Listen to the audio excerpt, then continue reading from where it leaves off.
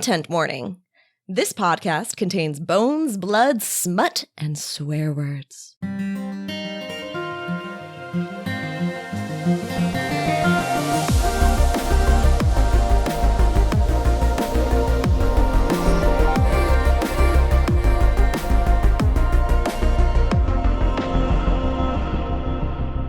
Before we get into the good shit this week, we want to remind you that we've launched a Patreon. For just a few bucks a month, you get extended games, brand new content, access to our notes and murder boards, and much more. So, if you would like to experience firsthand Brooke's hatred of Baywatch, Hannah's hatred of video game compilation videos, or my distaste for the cinematic stylings of Luc Besson, you can head to patreon.com/frontline5th or follow the link in the show notes. Marie seems to be pretty okay with anything. Okay, now back to that sweet, sweet Bone Zone action.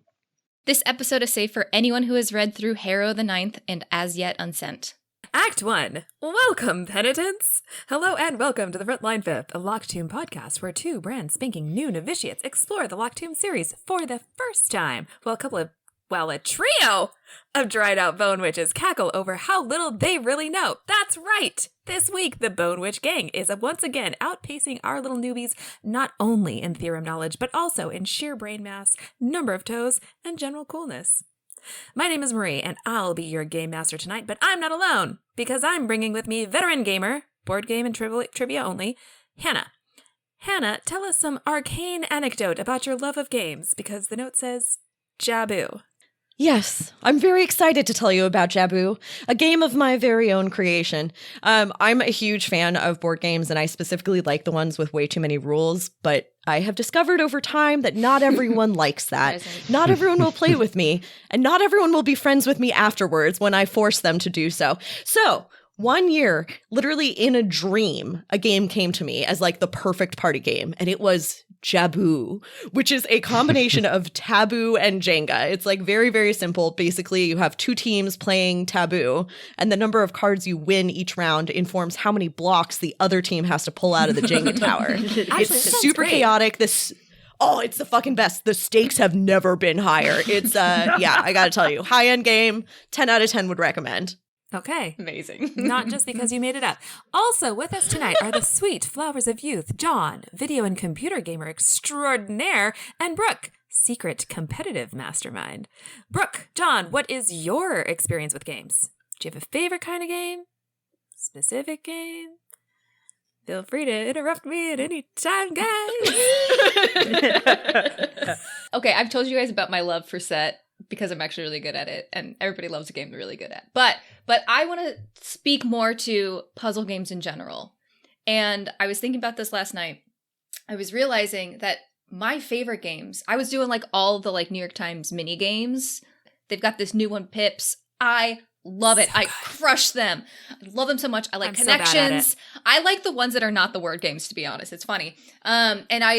There's the only video games I ever play are puzzle games, and I want to bring up a game. Have any of you ever heard of Baba Is You? No. No. It is insane. It is a puzzle game where I will just sit there confused for a half hour at a time, unable to finish the level. And that's a good thing, Brooke? It's amazing!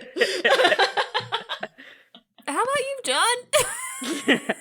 Well, we've covered this fairly extensively via our Patreon with me going through video game memes and video game jokes and whatnot, but I like video games. I play a lot of video games. I've played basically tons of video games since I was like 3 years old. But broadly speaking, my general thing with pretty much any type of games is I am either not trying at all to the point of like being lackadaisical, or I am trying my literal hardest. And there's no real in between. And I get enjoyment out of both sides of those things, but it is probably immensely frustrating for the people I play with. Yeah. And the easiest example of that is my wife likes puzzles, right? Like literal, like, assemble the pieces type puzzles, not puzzle games or anything. Jigsaws! Yeah, jigsaws. And if you put a puzzle in front of me, I'm going to sit there until it's done. And she is more of like a drive-by puzzler. No. Where it's like, where it's just like, it's on the table for a week or two, and you drive by and you do like 3 to 4 pieces. And then put away. I'm like, no, we're doing the entire border, and then we're finishing this, and I'll sit there, and I'm just like, I'll sit there for 4 to 5 hours and just do the whole puzzle. Oh, yeah. Which is no fun if you're a drive-by puzzler. Yeah, exactly. Yeah, exactly. But we're literally going to have to do a Patreon extra where it's just 4 continuous hours of video of Brooke and John doing a puzzle. There's nothing else there. They don't talk. That's my idea of peace. Thank you. I'm also exceedingly delighted to introduce our outrageously fabulous guest star this week, Kara, also known as Knife Lore from TikTok. Also has a really great non-Locked Tomb related podcast called Lesbians Are Brutal. Highly recommend, highly recommend. Thank you. Hi. I'm really excited to be here. I know you from your certifiably hilarious TikToks about the Locked Tomb. Also do enjoy the WNBA and other TV-related TikToks, but I found you because of the Locked Tomb. Tell us a little bit more about yourself. How'd you get into the book series? What inspires you to make your videos? So I first picked up Gideon the Ninth. I was on vacation and I had... So for reference, I started making TikToks about 5-ish years ago. And the motivation for doing that was I was in a Shakespeare club at my college. We were putting on Julius Caesar. I was Casca. It was going to be awesome. I was going to get to stab Caesar first. And then COVID hit literally 2 weeks before the show was supposed to start. Oh, you gotta be fucking kidding me. Yes, and I have an incessant need for attention, and so I couldn't get that from live theater at the time, and I started making TikToks, mostly about Shakespeare, kind of eventually went towards other fandom content, so Yellow Jackets, Baldur's Gate 3, and I think with those two prior interests, it kind of provided a nice segue into the Locked Tomb. And so I picked up Gideon the Ninth. I had heard about it from TikTok and Book Talk and people being like, this is great. It's got like sci-fi, like butch lesbian representation. And for some reason it was pitched like as enemies to lovers. And I very quickly realized that wasn't the case. And that made me love it even more. Like there has truly been no piece of media that has just pushed every single button in my brain. It's just like Catholicism, epic sword fights, yearning, internet memes from Tumblr 2015. It is impossible to pitch this book in like a snappy way. I've been doing like the Bible mixed with the Iliad mixed with Homestuck. Wait, Kara, are you Tamsin Muir?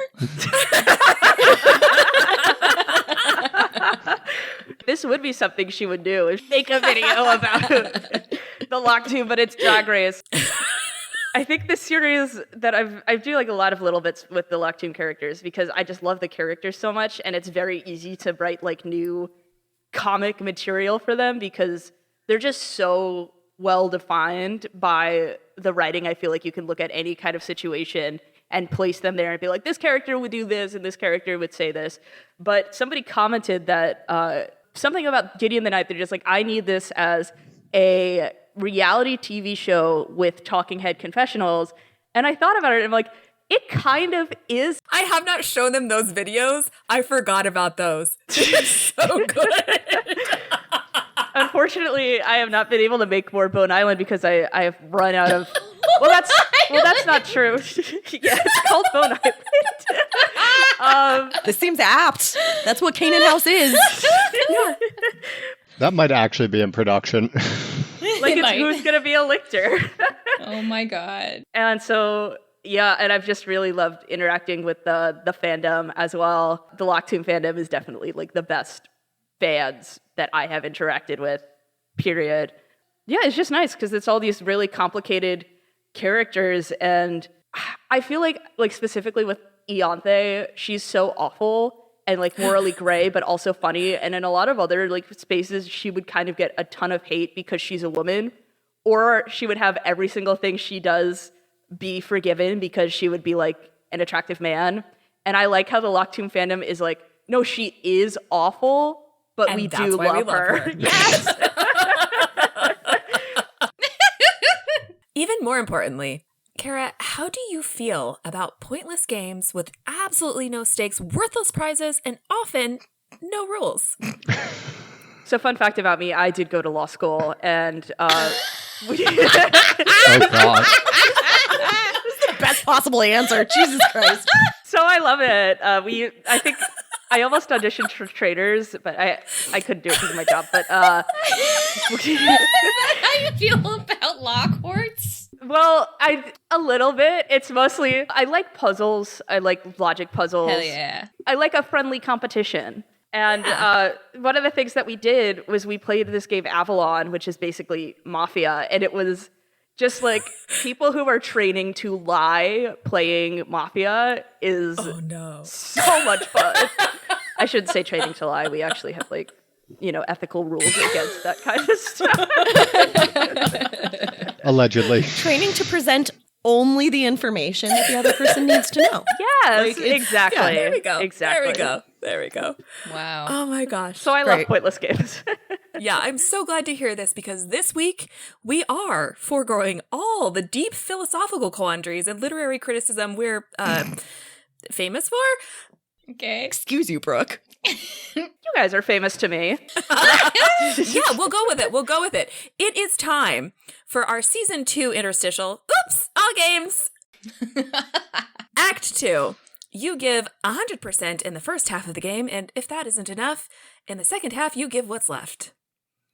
So Hannah loves Yogi Berra, so we should feel lucky that's the only quote we're getting today. We simply don't have time for more because we have too many games to play. Hey, boo-boo. So game 1. We're gonna have a picnic. That's Yogi Bear. That's awkward. Awkward. Happy Fat so Bear much Week. for bringing that up. Important This is distinction. my pathological love of baseball. Go on. We've got a game of my very own design. I'm supposed to floof my hair here. Yeah. It's called Who Are Audio You medium. Really? With the goal of us all getting to know each other better or like do some deep introspection. I sent a devious survey of my own concoction to all of our hosts this week, and despite the fact that the answers I received were, frankly, just fucking ridiculous, we are going to move forward with the game. I have made for you all essentially a BuzzFeed-style quiz because 3/4 of us are millennials. So let's take a moment to take the quiz, and then we'll go over the results together. Wait. Before you go on, though, I just want to say that, like, back in the day, there was this website that people were into called MySpace. And you were able to like build it out and put all sorts of things on it about yourself, and you could embed like a song that would play when you got there, stuff like that. For whatever reason, for a brief moment in my friend group, it was very cool to take online quizzes that were the precursors to what would become later BuzzFeed quizzes and post your results. And so my entire MySpace page was just like dozens of quizzes explaining what fantasy creature I was and what element I was. It's extremely important. Yes, and I still love these so much. So thank you for bringing me back there.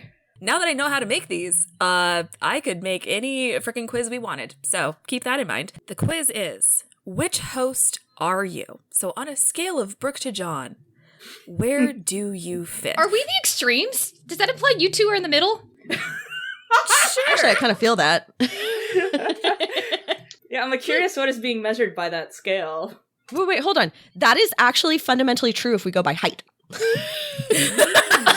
And as we know, that's the only way to organize people. All right, fine. That's fine, right, fine. that's correct. All right, purely quantitative.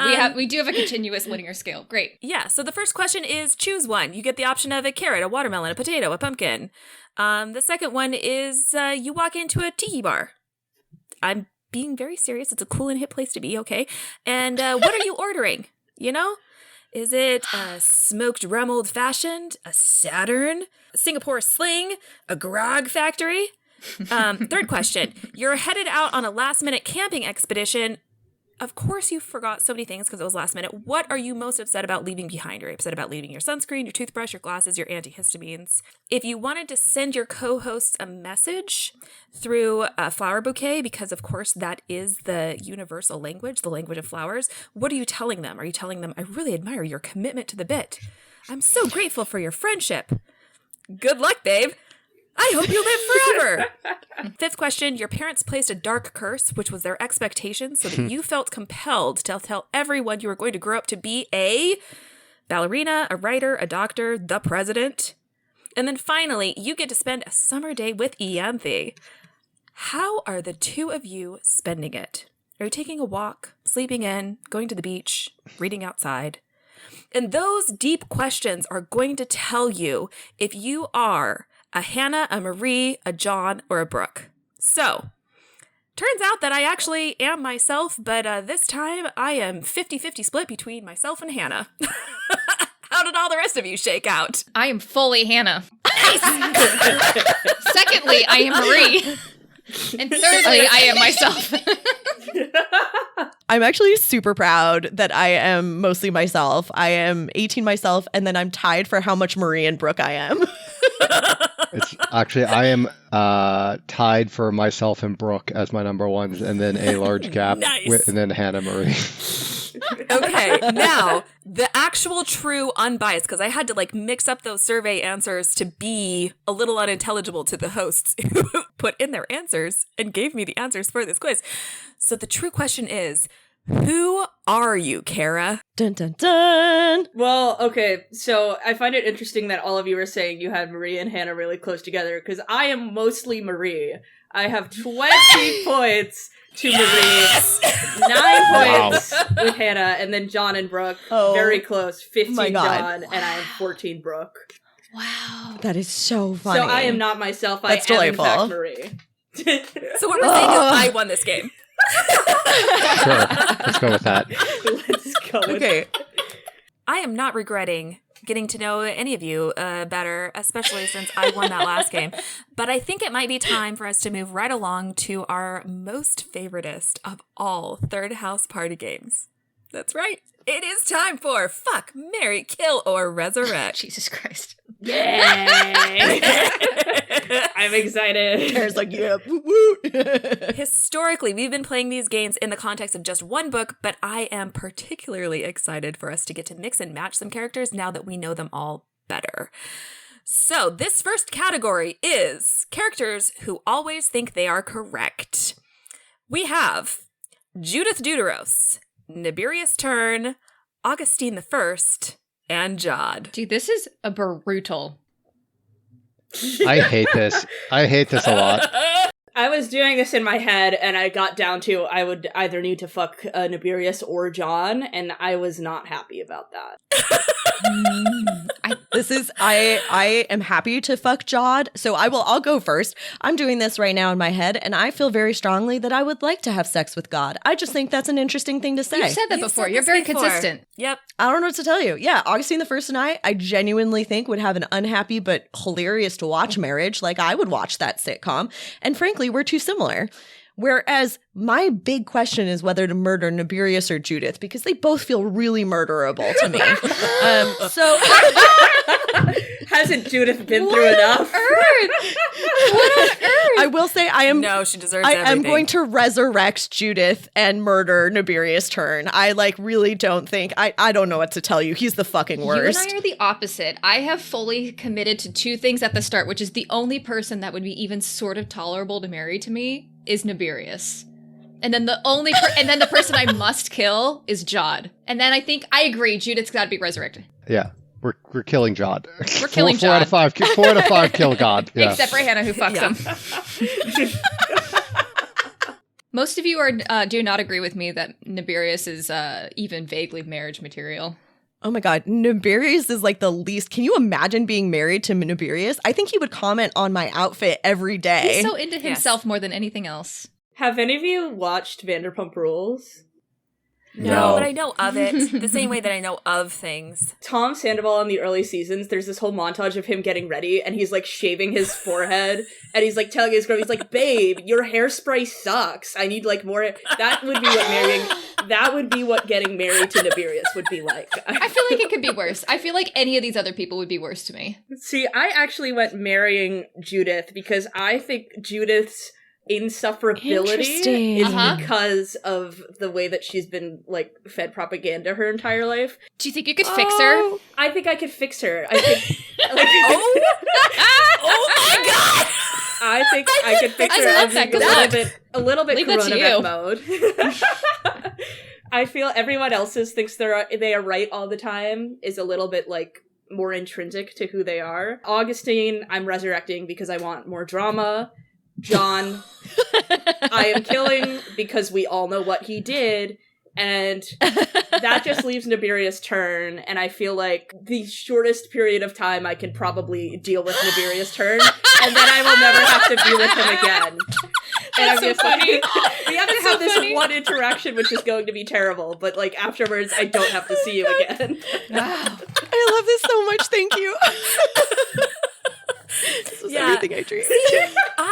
I'm rethinking this because I also chose to fuck Nibirius, but I think in my head now I'm like, that's going to be a real awful time. Mm-hmm. But again, like maybe we just go from this, like it's the shortest amount of time that we'll have to deal with him.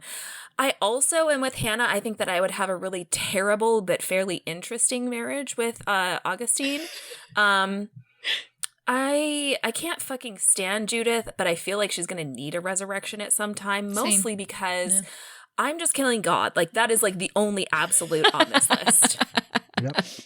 Wow. Me and Kara had the exact same, by the way. So Yes.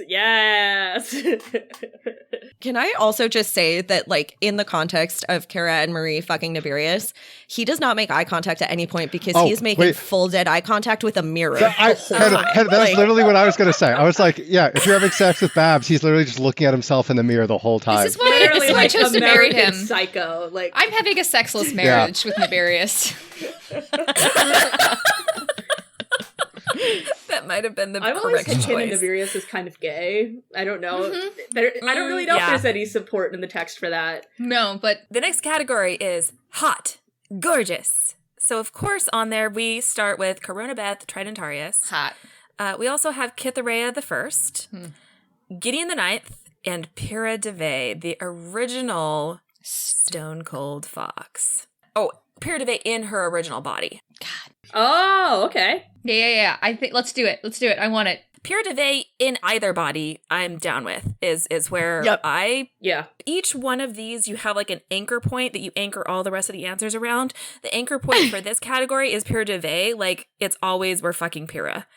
Yes, you me don't too. pass up that chance. I then put that I'm going to marry Kithareia and kill Coronabeth because the other anchor point is, of course, you have to resurrect a Gideon. I'm not confident in these choices, but that is what I put down. I feel very confident in my choices here. So we're fucking Corona. We're killing Kithareia. We're resurrecting Gideon, and we're marrying. Okay, but question: I like that a lot. if you were doing anything with Corona besides killing her and resurrecting her, is Ianthe there? Is the relevant question. I think that's important. Because no, this is an important question because so I choose, like Marie, I'm gonna fuck Pyrrha Devey immediately. I was like, I want to resurrect Gideon. I have no interest in Kithareia the First, so I kill her, which leaves me marrying Coronabeth Tridentarius. And I actually feel like it would be a lot of fun, and we would like we would literally do a lot of activities. And it had not occurred to me in this very moment, until this very moment, that Ianthe would be there constantly and that would ruin the marriage. It would be a horrible fucking marriage, literally just because Ianthe would be there permanently. What did you do, Karen? Okay, so what I did, I married Pyrrha Devey, because I am obsessed with her and I love her. And you guys are in for a real treat when you read Nona the Ninth because she just keeps getting better. And no spoilers, but Pyrrha Devey. You're gonna enjoy it. It's so exciting. Brooke, that was the weirdest sound. I'm so excited! Then I'm obviously resurrecting Gideon because she deserves something nice and to be alive. Then I said I'm fucking Kithareia the First. Because I'm just like between her and Coronabeth, she's just scarier, and I think I respect that, and I do love Coronabeth as a character, but just with this list of people, I have to kill her, and I know that is going to make Ianthe come for me, and I've accepted that. It is what it is. But if you've married Pyrrha, you have Pyrrha on your side when Ianthe comes to get you. Exactly. So. I think Pyrrha could take Ianthe, Lictorhood or not. I mean, definitely without Lictorhood, I feel like Pyrrha could take Ianthe. Wait, why are you fucking Kithareia? Because she's terrifying. Because she's terrifying. Into that. All right. Older. Hot. You're like, it's a type. Well, okay, so here's the thing. I will say, so like Kithareia the First, once you learn she's Kithareia the First and she's like going full just murdery bone witch is like a lot less interesting to me. But the person we meet as Dulcinea for the entirety of Gideon the Ninth is really hot to me, like super hot. And part of that is this, like, she's sort of nice to you, but often very dismissive and cruel. And that is like, yes, more, which is awful. 100% Satine from Moulin Rouge. And I love Moulin Rouge. Mm-hmm. I disagree with, I think, all of you, because I'm the only one that's deciding that I want to marry Gideon. I think that's so funny. I give it to you. That sounds wonderful. Everybody else is resurrecting Gideon. I will resurrect Pyrrha instead. I think she's competent. We like that. Respect. I'm killing Kytherea, obvi. She did full on murder those children. Like, Yeah.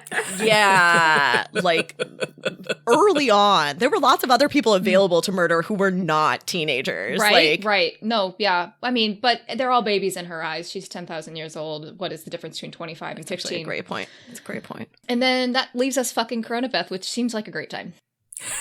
Which you've also said before. You are also very consistent.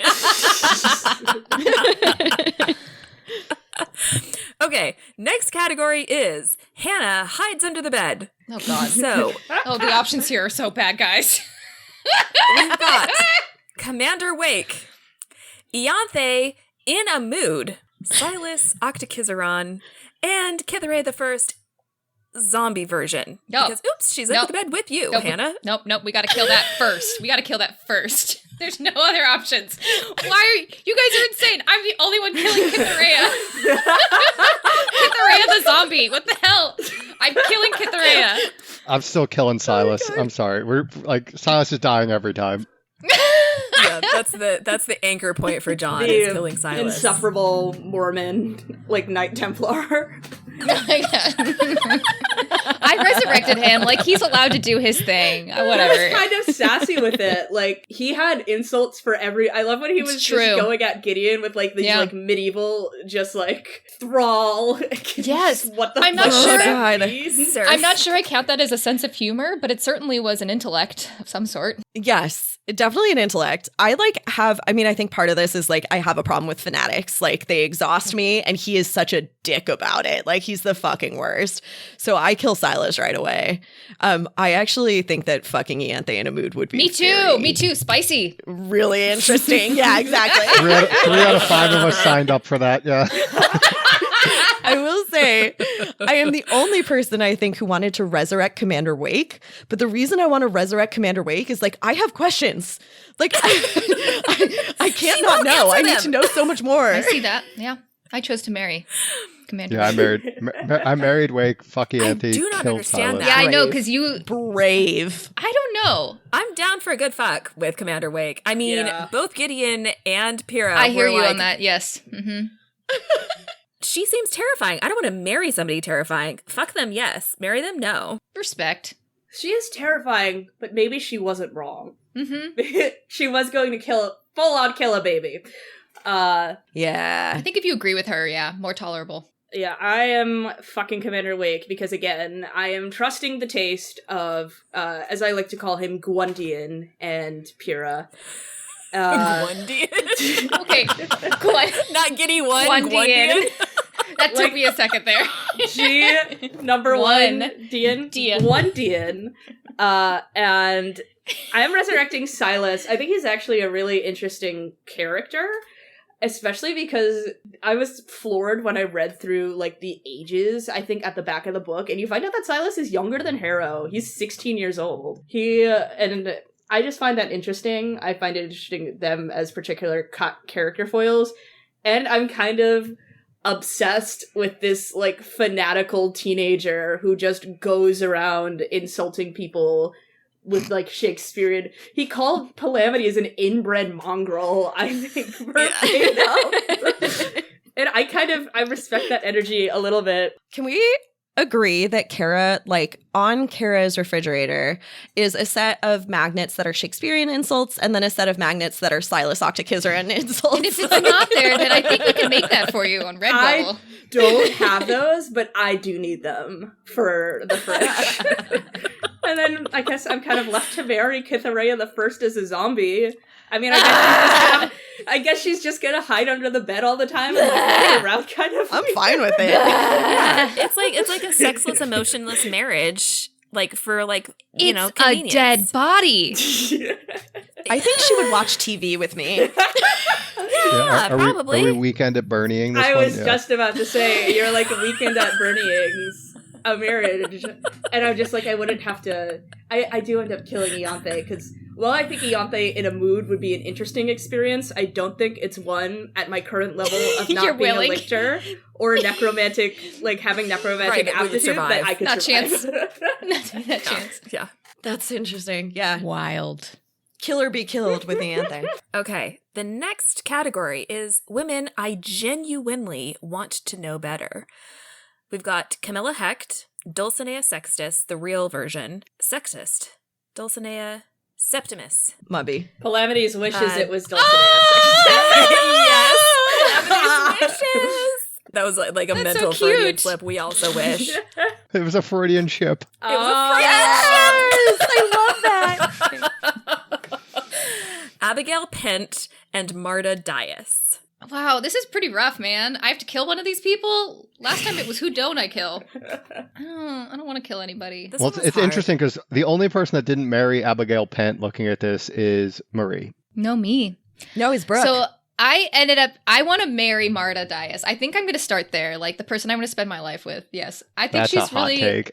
I think she's cool and stable. she was there for work. I can immediately see this with Brooke, with none of the rest of us, but like actually the Brooke and Yes. Marta, like that is a very cute couple. Like I really feel that. Actually, that's true. You would be so cute with Marta. I am like mentally now Thank you. like shipping this so hard. No, I'm marrying her. The rest of you killed her. I decided, I didn't kill her. okay, you're fucking her. Okay. I'm fucking Camilla Hecht because she's epic. Yep. 4 to 5 are fucking Cam. Yeah, and that means I have resurrection and kill between Dulcie and Abigail. And Abigail, she's got to be around. She's we have to resurrect her, and that leaves. I'm not killing Dulcinea. Just to be clear, I'm just letting her die. Well, yeah, I guess canonically that is what is. Yeah. No, it's very interesting. This is the first one where we've had mostly overall huge consensus. Yeah, and this then is there's true. like always one that's off. So Mhm. like for example, everybody seems to agree about fucking Camilla Hecht except for me. You I think- want to resurrect her. And this is not like, this is like Mm. regardless of her circumstances, whenever she dies, I would like her to pop right back into life, Mhm. basically. And I think this is largely that for me, I like deeply would love a friendship with Camilla Hecht, and I see no appeal whatsoever of either marrying or fucking her. So this like had to be resurrect for me. Okay, there we go. That's your starting point. I marry Abigail Pent without a second thought. Yep. Right? Yep, yep, So yep, now yep, it's down between fuck and kill between Dulcinea Septimus and Marta Dias. And I feel, I oddly don't feel a strong connection to the real Dulcinea. Whereas I actually think Marta Dias and I would have like a medium fuck. Like it would be fine. We'd have a good time. We'd shake hands afterwards. Like Yeah. I'm not mad about it. So Shake hands. Marta Dias would do that. That's very in character. She would be like, cohort regulations require us to shake hands. I picked to marry Abigail, in part because she, out of a lot of the characters, reminds me the most of my current fiance. I don't know why I said current. lucky. It is a temporary status. Yes, it's a temporary status, but not a temporary person. As soon as I got engaged with my partner, my dad started calling him my ex-boyfriend. That's hilarious. I'm just saying, she's also your ex-girlfriend. Yes. Yeah. And that's a bit that's funny every single time. To dads everywhere. Yes.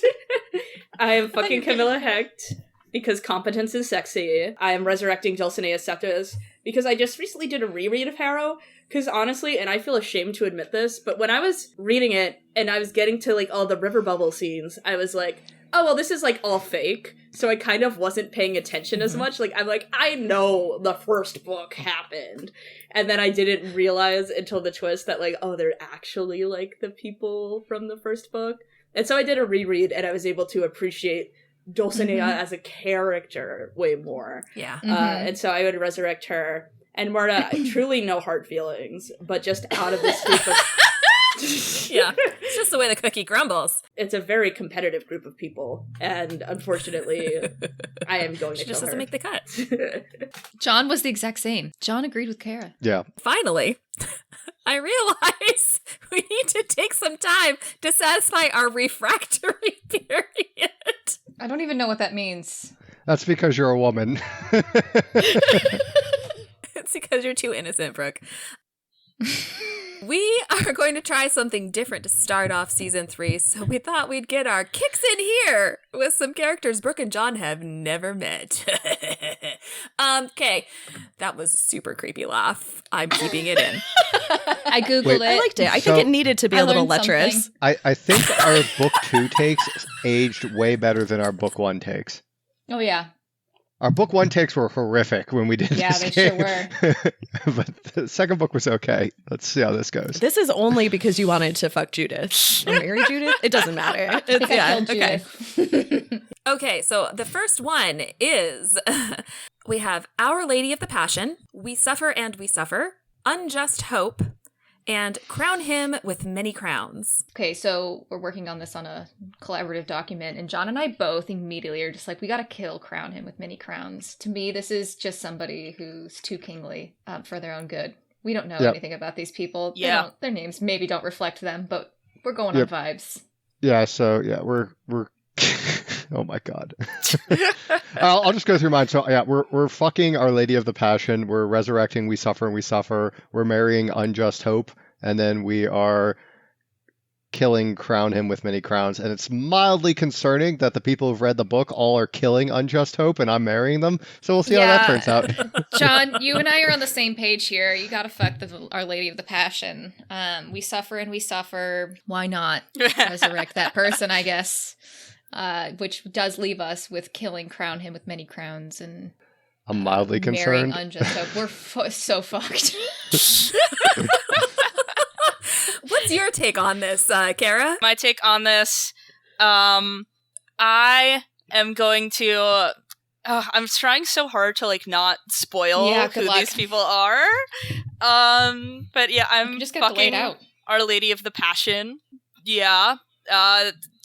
She does the stuff that she does. They do the stuff that they do. I don't know. Are their pronouns a spoiler? I don't even know anymore. Not exactly. We suffer and we suffer. I will be marrying. Haven't you guys have read Cohort Intelligence Files, right? As yet unsent. Yeah, there was somebody called We Suffer, but we don't really know much about them. Okay. You don't meet them. You just know they exist. We know they Yes. exist. Yeah. Unjust Hope.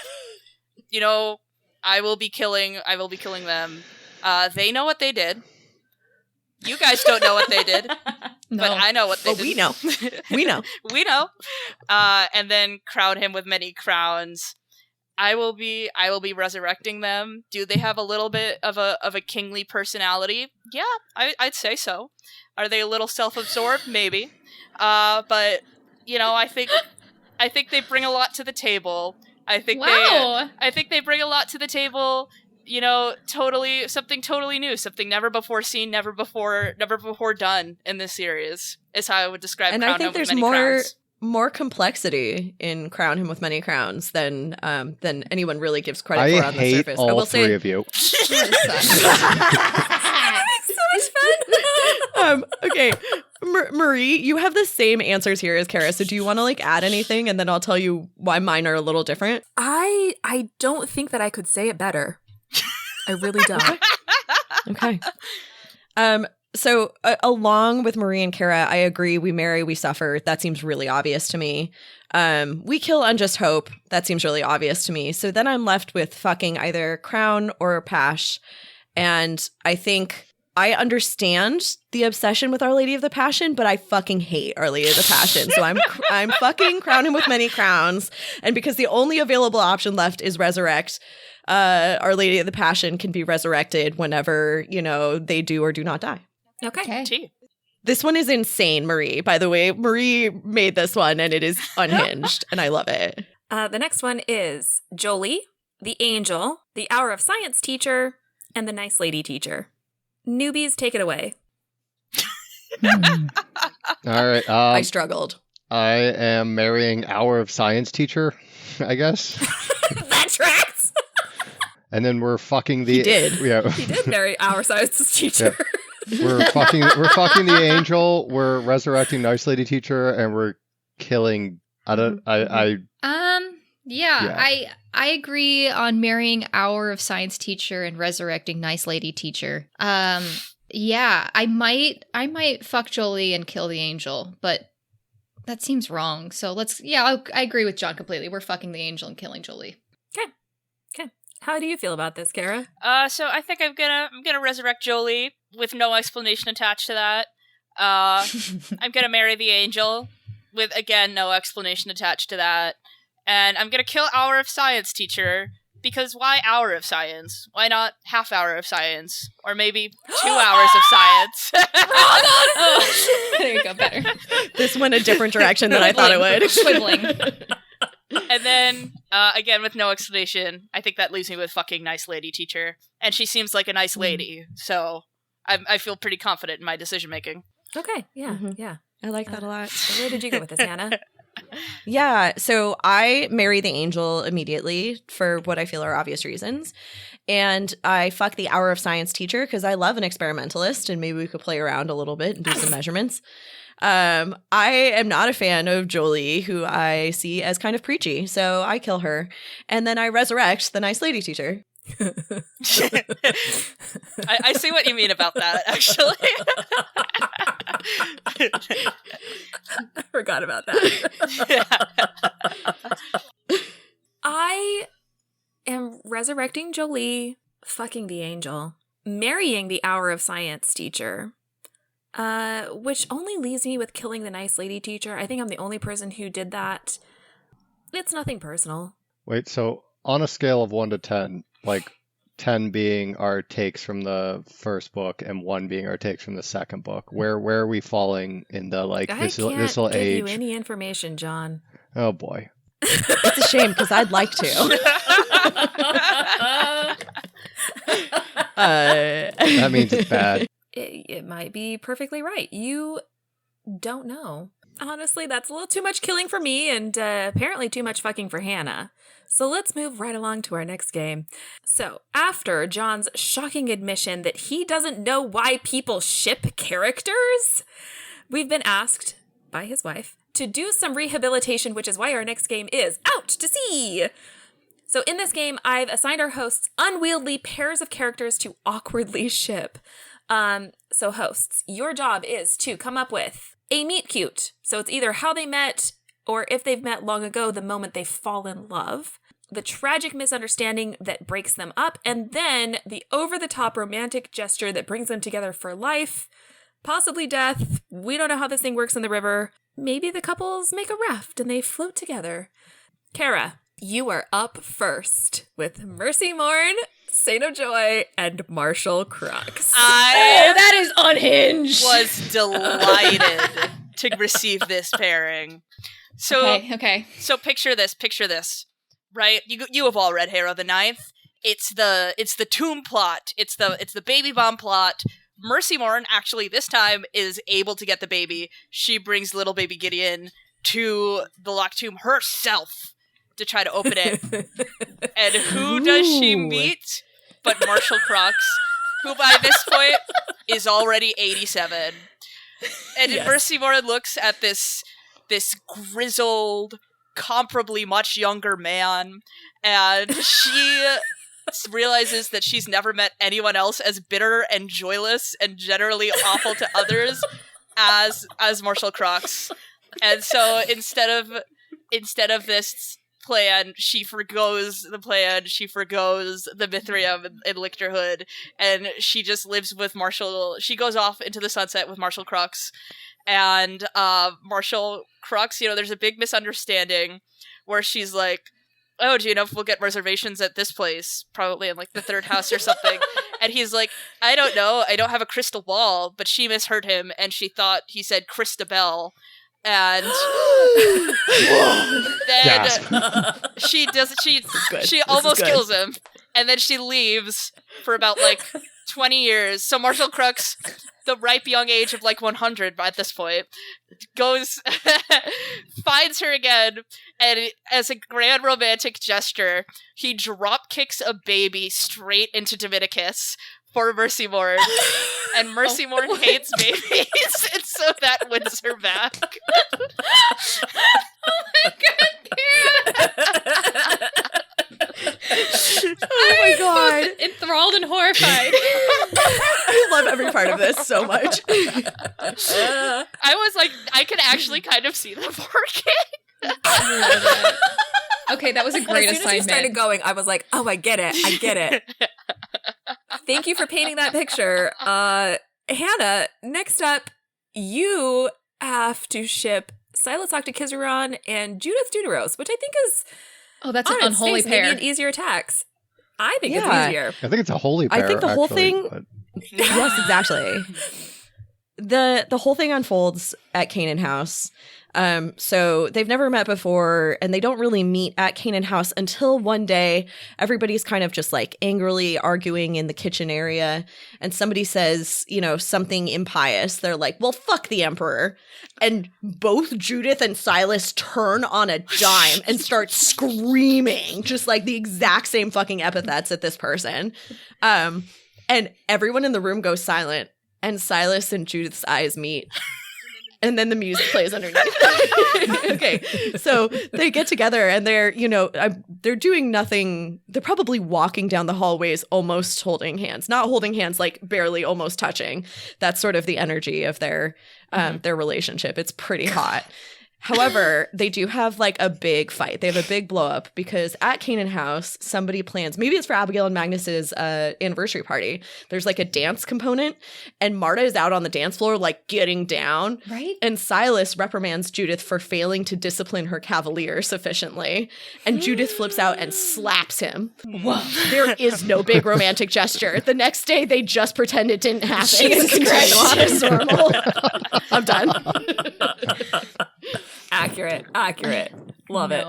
Wow. Love it. By that, I mean I hate it. Yeah, I hate it too. Next up, we have Brooke, who's going to explain to us the relationship between Colum Ashed and Giddy One, the Saint of Duty. So similarly to Kara, I knew how this was going to happen immediately.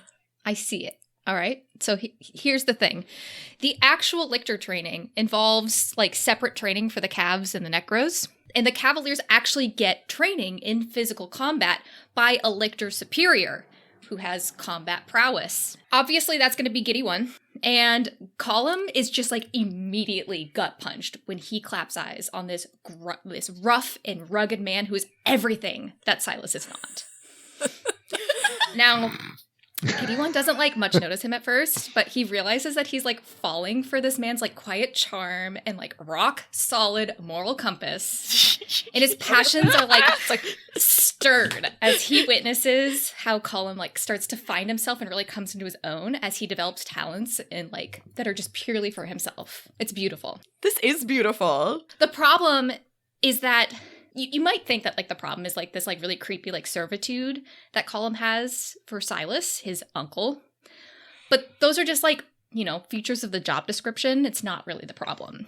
The problem is the way that Silas leaves his cav as like an utter ghost of a person, drained of soul, risking contamination. Colum just won't give up this job, despite it. And Giddy One just can't leave Silas alive as long as he does it. Now, Palamides, ever the romantic, hears of this drama. And he tells Giddy One his theory of building a river, like building in the river, like the bubbles. And Giddy One doesn't believe this is going to work, and he just like completely dismisses the idea. But then he sees Colum like in his drained state again, and like in a fit of desperation, he tries out the theory, and it works. And now Colum can access the river from his safe little bubble, protected from all the dangers, and then he can easily return, and it's all great. Oh, that was like a story. That was a movie. Thank you. Literally. Yes. That was phenomenal. My very favorite part, though, was that Brooke was like, and is just falling for his rock hard moral compass. Colum has his principles. And what a principle. Nothing love hotter this. than a rock Yeah. hard moral compass. That was so much fun. Thank you. Okay, yeah, John gets to write the rom-com for I hate Palamides this. Sextus. Tridentarius. No! I actually kind of get them, but do carry I on. get it. I get it. I can't go too much into it, but this is I get actually it. kind of a Something good there. pairing. Utter disagree. Prove me wrong, John.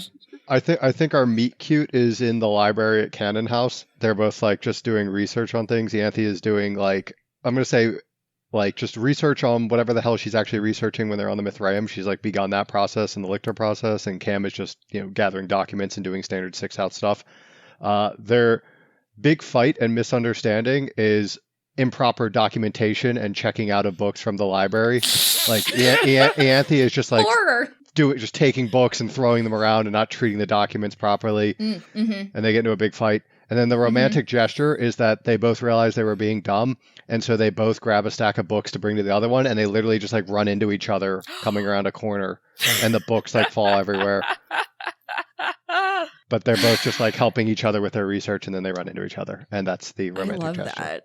Can that be both the romantic gesture and the meet cute? Like the first time it's accidental, they're carrying books, they run into each other, they're picking each other's books up and their hands brush kind of energy. Seems like an Allie Hazelwood sort of enemies to lovers situation. Would be. I mean, listen, we talk about how Harrow and Palamides are foils. We talk about how Harrow and Ianthe are foils. But then, therefore, it's a foil triangle. So Ianthe and Palamides are also both foils. Yeah, there we go. See, it makes sense. Amazing. I think that's cute. It's very I have cute. to tell you all about the tragic and beautiful courtship of Oh God. Harrow Hark and Nibirius Stern. I think this was my favorite pairing I made. I love it so much. So I ship it. the meet cute happens because, like, in Canaan House, they're just passing by each other. One day, out of Harrow's many voluminous pockets in her robes, she drops like her sticks of grease paint, and Nibirius, they like kind of like roll down the floor, and Nibirius is passing by, and he picks them up and hands them to her, and like makes a comment about the quality of them. Like the quality of these cosmetics, like kind of like a like bitchy, but like he knows his stuff kind of a thing, and also like sort of concern for her skin. And maybe she could have like better quality. And so that like starts up. Yeah, exactly. That starts up this conversation that starts up about her face paint. And it finally gets to a point where like she's like letting Nibirius put her face paint on kind of a thing. Like this is like where it is. And he's like making sure that like all of the blacks match, right? And like her kind of tattered clothing, he like, he's quite the seamstress. So he like can like fix it up for her. And like they're having like this like slow glacial pace. And then he makes a comment about Gideon, and that's all it takes for that everything to just be like huge fight, like Harrow won't talk to him anymore or whatever. And so then, of course, the big romantic gesture is when they get the invitation for the anniversary dinner. Nibirius like sends her a bouquet of like black roses. I like that. Nibirius and Harrow is like 100% the pairing that would be the main pairing if the Lock Tomb was ever adapted by Netflix. Oh God. Yep, You're so right. And it's so wrong. It's a bizarre pairing. I love that they actually, of all of them, like, well, I guess actually no. In John's, like, Palamides Ianthe, they also meet over shared interest. But I like that Harrow Hark and Nibirius meet because they're like, yeah. So, you wear makeup, I wear makeup. It's beautiful. Finally, because I'm a benevolent god, a kindly master, if you will, I will give you all the opportunity to tell us the story of a pair you'd actually ship. Okay, I just want to tell the meet cute of Noodle and the Angel. In fact, the love story of Noodle and the Angel. One day, the Angel is leaving work and is feeling tired and overwhelmed and sad about what they've just had to do. And in the face of, a lot of death, hears a noise, a whimpering coming from like a midden out back, and discovers Noodle there and nurses Noodle back to health. And then Noodle literally stays with the Angel for the rest of forever until one day there's like a very, very loud noise and Noodle runs away. And the Angel thinks that Noodle has been lost forever. However, the next day, when she goes to work, Noodle is sitting there on the stoop waiting for her. Noodle's a dog, right? Noodle's got to be a dog. We'll find out. Anything can be anything in the Lock Tomb. Zombie dog. Bone dog. Okay, Brooke. I really liked my story, so I'm sticking with it. I'm committing to that ship now, forever and ever, of Column and Giddy One. But outside of that, I just desperately want Pal and Dulcie's story to have happened in their alternate reality, where Pal helps her with her medical needs and fixes her up, and then changes the rules around whatever marriage, and then they can live happily ever after wherever they want. That's all. I love it. What do you got, John? I'm shipping Marta and Cam. Yes, Oh, on board. I'm on Competence board. for competence. Yes. The meet cute is literally when Cam dislocates her shoulder. Actually, I feel that really hard. That's Yeah. great. Oh, that's so cool.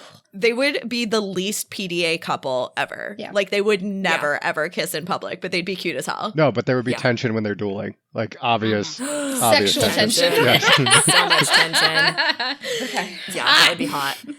Okay.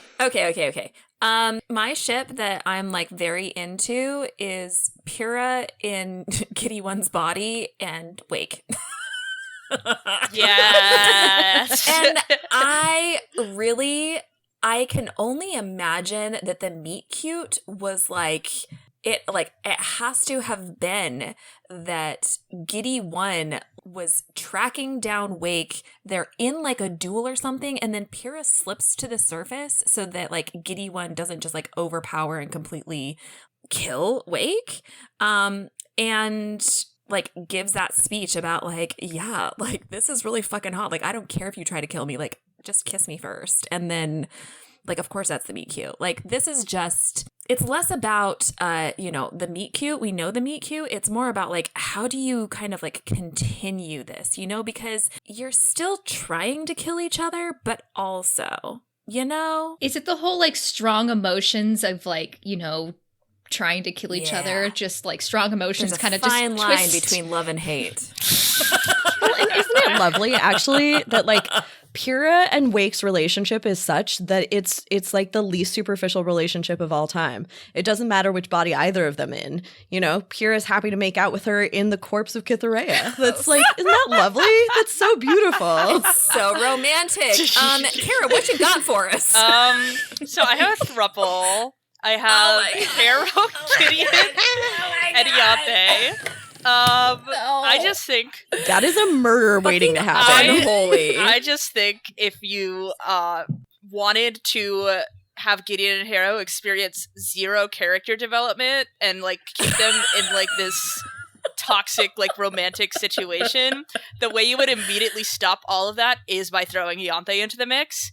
And I don't think it's good for any of them, but it is good for me, the viewer and the reader, to see all of that unfold. It is I can't say too much. Can't say too much about Nona, but it's just the way that Iante, it's also so lesbian, as in like, yes, all of them really want someone else, but they're kind of like stuck. They're so entangled. It's that I can see them at one point going, "Oh, let's just all date each other," and it being none of them are good at making decisions, so I can no. they would do that. Or receiving love. Or They all receiving suck at love. receiving Yes. love. Yeah. I get that a lot. You're right. There's something here. There's something there, Kara. Loved this. I do think it's time to get down to the real dirt, which is the slow process of molding our own reality into a sci-fi necromantic dystopia. So we're moving on to our next game. Do you ever walk around your world thinking about what house various things and people would be a part of? Of course you do. That's why we're going back to the grand operatic stylings of Florida in this game, My House.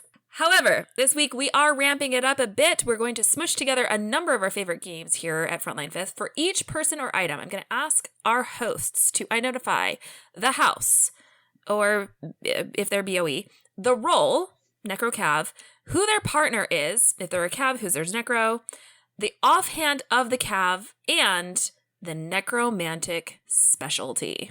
So we're going to start out with Matthew McConaughey. I am putting him firmly in the third house. All right. That's perfect for him. All right. And I will say, I think he is distinctly a necromancer, actually. Really? Okay. Yes, I think he was put into cav roles early on, but like his true necromantic abilities really shone through. And once you watch True Detective, you can't think anything else. Okay. Yep. And I am saying his cavalier is Woody Harrelson because I think it's hilarious. Exactly. That's so funny. Great. Okay, so his offhand would be in the case that he were the cav, right? Well, either way, you can do what his offhand would be if he were the cav, or you could do Woody Harrelson's offhand. I'm doing Matt Or both. McConaughey's offhand. If he's a little crossover there. So I think if he's fighting with a sword in one hand, I put a mirror here. And I know that sounds really unhinged. And I just want to describe how No, this is I love used. Which is he's just like casually sword fighting with his rapier. And then like all he has to do is like ping the mirror out, and then like his opponent gets blinded suddenly, and so they look away, and then he just flashes a smile at them, and then they get blinded by his white teeth, and so they look away, and then they get blinded by the mirror again, and it's just like a fucking ping pong of blinding. Beautiful. I love this so much, Brooke. That's genius. It's actually like the mirror from like a Lincoln, like it's like the rear view mirror from the Lincoln. Yep. Okay, so because he actually is a necro, what is his specialty, Kara? So his specialty is basically like the voiceover that like in the Lincoln ones, like sometimes to go forwards you gotta go backwards. He projects that into other people's brains until they just open up an airlock and release themselves into the cold, unforgiving vacuum of Oh space. my God, that's amazing. They're just like, get out of my head, Matthew McConaughey. He's got like telepathy, but only uses it for it's just all right. Psychological that's warfare. amazing. Exactly. He only uses it to say like McConaughey-isms. Next up, we've got Gimli. Son of Gloin. I'm feeling fourth house. Okay, yep. I'm on board. I got that. Okay. Is he a necro or a cav? Oh, I think he's a cav for sure. Yeah. I think his partner would be Gandalf. Interesting. That's the wizard. Who do you want to give him? I mean, the obvious choice is Legolas. Legolas still No, could do but- magic. Legolas is also a cav in my head. Cav to cav. Cav partnership. Cav on cav! Cav on cav. Legolas if we're going cav on cav. Yes, I see his offhand as being like an axe, but like for some reason it's a slightly more impractical, larger axe than like his regular weapon is. And so he's like, a real warrior uses the bigger weapon in their offhand. From my limited knowledge of Lord of the Rings. I know, mine's very limited too. No, perfect. I'm supposed to talk about his necro specialty. I can't even get there because there's no possible way that he would ever be the necro. That's correct. Facts. Nope. Yeah. Next up, we've got Amy Poehler. See, for House, this is so hard for me because I feel like I put her like with so many of her characters. Like I just see. Yeah, we don't know Amy Poehler as a person. You just know Leslie Knope. Guess fifth house. I don't know where to I put think her. so too. Yeah, Anybody on SNL probably, unless you're especially yeah. I'm gonna say fifth house. weird. I want to say that she's the cav, and like obviously your head's always going to go to partnering her with Tina Fey. I'll let you just tell me otherwise, Kara, but on who her partner is. But like when I consider those two together, like I think she's more the cav. But who do you imagine for her partner, Kara? I was actually thinking Tina Fey. I was thinking that, and then I would agree with like the Necrocav distinction. However, I can also see her and Nick Offerman in character as Ron Swanson. And in that case, I think Amy Poehler would be the Necro, and I think Ron you're Swanson right. would be the Cav. Yeah. Yeah. Both of those work She could- really She definitely nicely. could be either great. As the cav, her offhand is like a rolled up newspaper. No further Love, extension love. on that. That's just how it is. But if she's the necro, what is her specialty? Okay, so I think if she's the necro, I went similarly to Kara last time, like kind of brain perturbations. I was going, however, more emotional than like kind of telepathy or lines, where it's just she can like bump emotions a little bit. I was going with she's a ninth house person. Really? Oh. Yeah. You think she'd be bones? She's all about the That's funny interesting. bones. Nah, nah. Okay, a classic, beloved by many on this podcast. Dwayne Just The me. Rock Johnson. No, beloved. After that New York Times article, I was already partial to DJ, as he is known by his friends and family. Ugh. I am You should read that article. It was wonderful. I know. I feel like it was more targeted Yeah. towards me even more than Hannah, but I did not. I do think that he is a fourth house classic. I feel that. I do get Cav energy from him more than Necromancer energy. Mhm. I think it's mostly just because he's a very large man. Beefy. We only know of one Necromancer who is beefy, and that's a whole complicated situation. No kidding. So, I think I'm agree. gonna move him into the Cav Venn diagram thing. I think his partner is he is too honorable to not take the job, but his partner is actually Vin Diesel, which he fucking hates. Yes, it's not good. Amazing. But can I Not a say good pairing? that enemies to lovers like arc is hot Ooh. though. That's pretty cool. I'm They into gotta it. learn to have respect. There's so much character development that can happen there. I love it so much. Yeah. Griddle Hark, but they're played by The Rock and Vin Diesel. Yeah, and I think that DJ's offhand is his fists. Duh. I'm not even sure he has a rapier in his other hand. It's just Any fists. brass knuckles? Nope. Nope. Nope. Just the raw fists. knucks. Yeah. And I think Vin Diesel's necro specialty is flesh magic. Oh. Yes. Gross. Okay. For a little bit of a flip, let's do C-3PO. Okay. So C-3PO, he's kind of a nerd, so that kind of draws to like sixth house. But I think he's fundamentally a translator, which is like a little bit more bureaucracy, a little bit more like political. And so I'm going to place him into the fifth house. Ooh. He's a protocol droid. I feel you. Yep, protocol droid. Ugh. The necro or the cav? The necro or the cav? The necro or the cav? I guess he's the necro. I think so. This is, I will say I think his partner is R2-D2, and I think that works. I think R2-D2 would be a great Cavalier. R2-D2 Yeah. throws hands. Or he would if he had them. if he had any. Yeah. He throws No, shreds. He's riding along in like the ships, and he's like fighting along in combat situations, and C-3PO can barely run. So like I think this is Yeah, because then what's R2-D2's offhand, John? like the little like cattle prod thing that he has. It's like the little like lightning zapper thing. Yeah. Yes. And then C-3PO obviously is the necro because he does psychometry. He dates Okay. shit. Okay. That's true. Yep. Love this next one. Elizabeth Holmes. Of Oh my Paradise god. fame. Jeez. Is actually also third house. Yeah, I think so. And she is convinced that she is the necro, which makes it so awkward when she gets eaten. Like, she does not have any necromantic powers. Yep. And her partner is just like a giant shadowy private equity firm. I think her offhand is a backpack flamethrower because that's how she torched so much money. Her necro specialty would be she thinks she's psychometric and she could like touch people and like figure out what's wrong with them. And she's just not.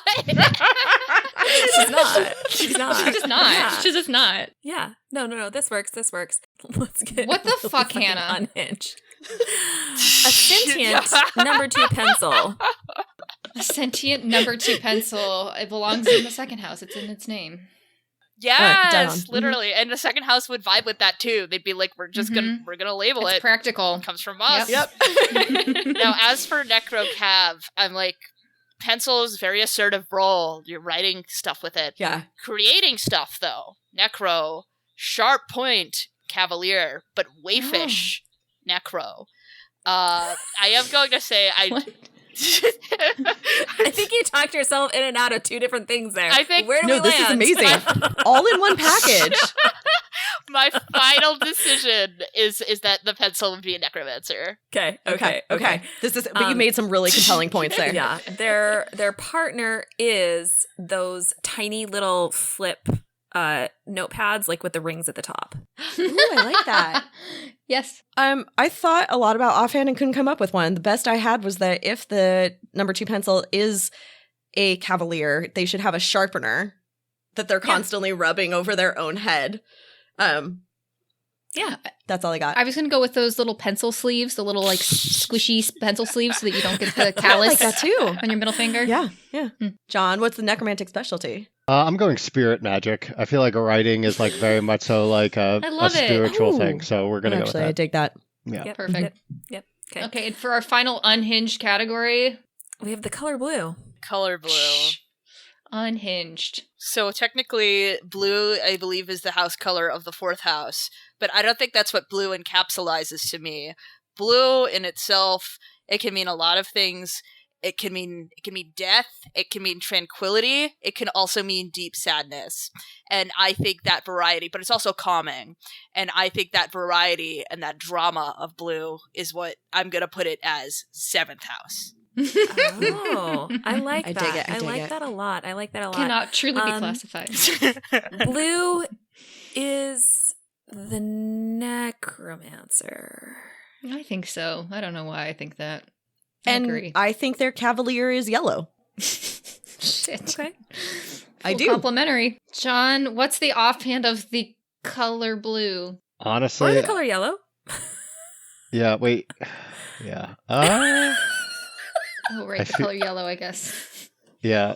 I feel like the color yellow's offhand is a banana. Just in keeping with theme. Yep. Beautiful.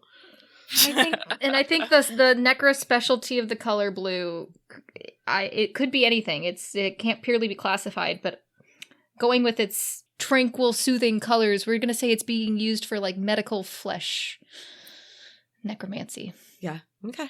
Okay. Are we going to do the last one? I do have thoughts about this, but also We can do this at literally like any like end of season situation. We could make you come back. Not make you. I would be mean, we could 100% try. down to come back.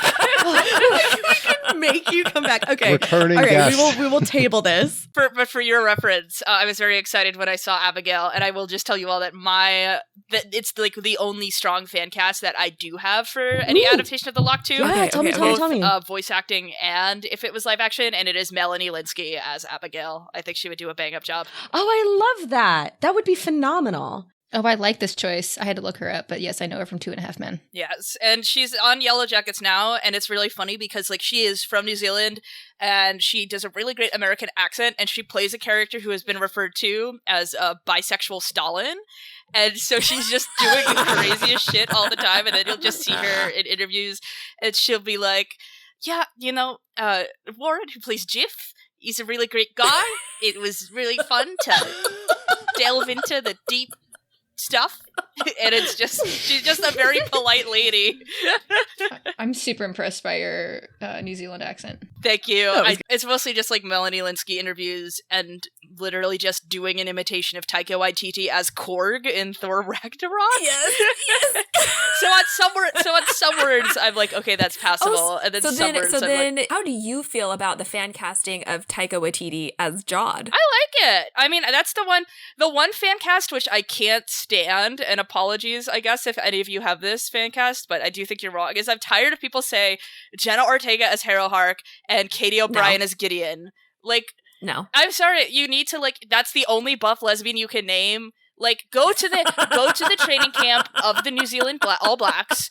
Ask anybody, find the buffest ones, ask them if they will dye their hair red. That's how you find Gideon. I agree, Kara, that like as I was like kind of going through and casting this, I was just like, I feel like if I were a real casting director for this, I couldn't turn to known names for Yeah. like most No. of this. It was like hard, so it was more about like going on vibes. Even like I was supposed to cast Camilla, and I was just like, it's got to be somebody who does their own stunts. Yes. But like, there's like 3 Yeah. people who do that. My hottest take is that one, I feel quite strongly that it should be animated if it is made. I think that would just best serve the Same. story, and it would best find Yeah. a fan base. Like, for better or worse, the Arcane fans would watch the Lock Tomb if it were a series.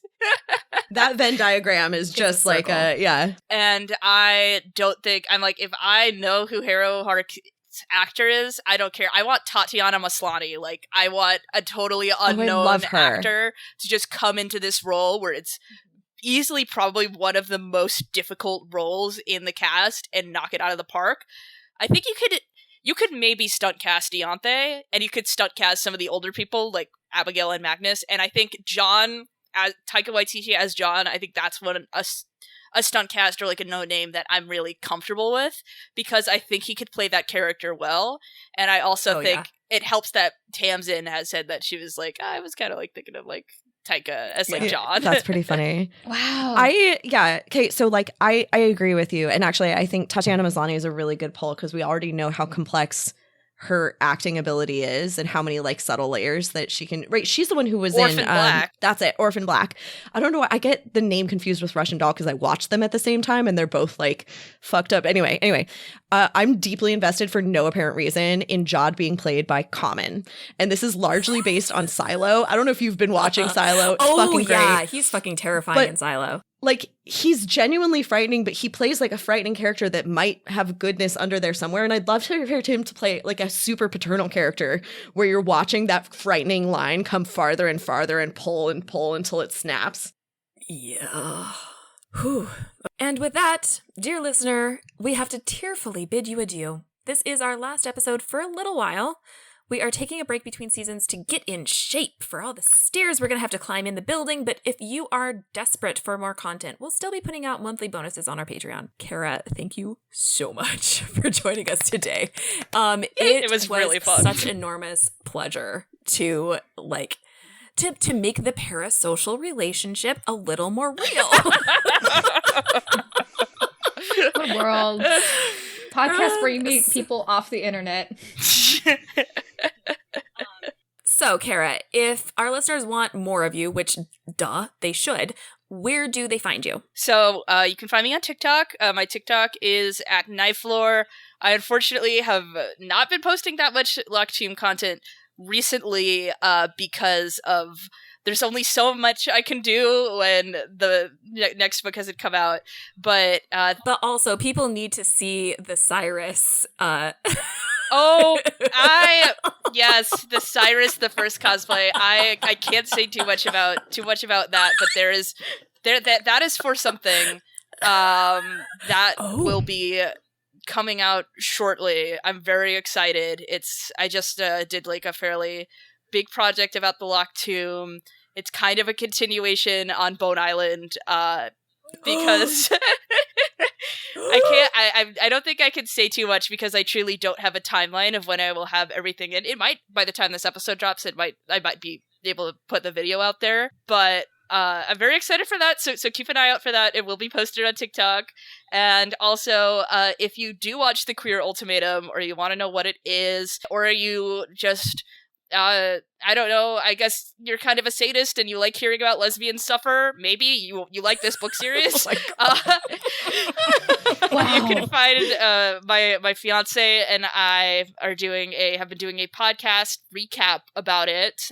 We recapped season 2 and we are starting our recap of season 1. I literally just need to edit that episode for the first episode of season 1, and then I will be dropping it soon anywhere that podcasts are found. We also have a Instagram and a TikTok. Wait, what's Did it you called? say the name of your podcast? Oh, duh! It's called Lesbians Are Brutal. Right. Excellent. So, we will see you all back in January. If 2026 is only 10% better than this year was, it'll be a fucking miracle.